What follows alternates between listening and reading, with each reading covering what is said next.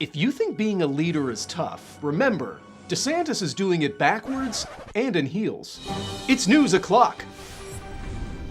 Well, the Republican candidates you haven't thought about since the last debate unhooked from their docking station sufficiently charged for another one, again without Trump.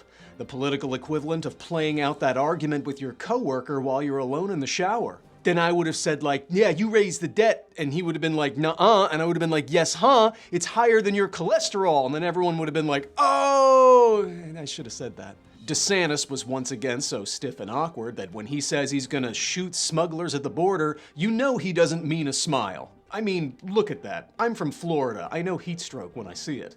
Ramaswamy blasted that the debate was on NBC, strange since he spent the whole night peacocking, calling his party losers. Well, he does have some good ideas then. And chastising Ambassador Haley for threatening TikTok while her daughter uses it. Well, let's just do a quick search and see what toxic conservative ideology she's... Is that the song from the Transformers soundtrack? Are we best friends? Haley bounced back, leave my daughter out of your voice. A true Oscars moment, in that fewer and fewer people are watching each time.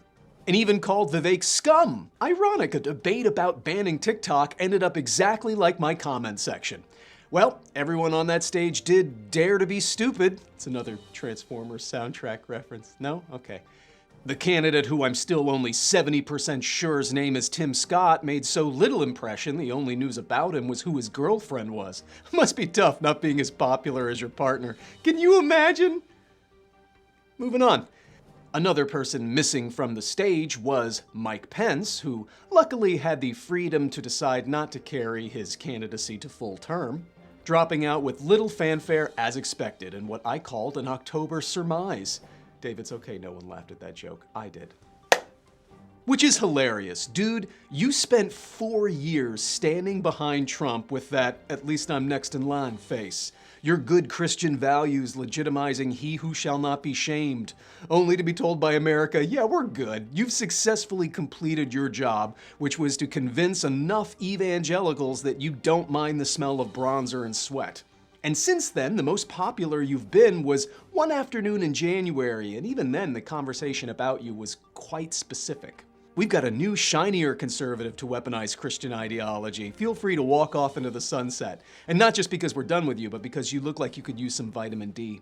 Though he'll always have one supporter hanging on. But now that he's gone, all the other candidates will not stop till in the polls, inevitably, all are 1%. I'm old. Don't at me. Actually, please do. I need the exposure.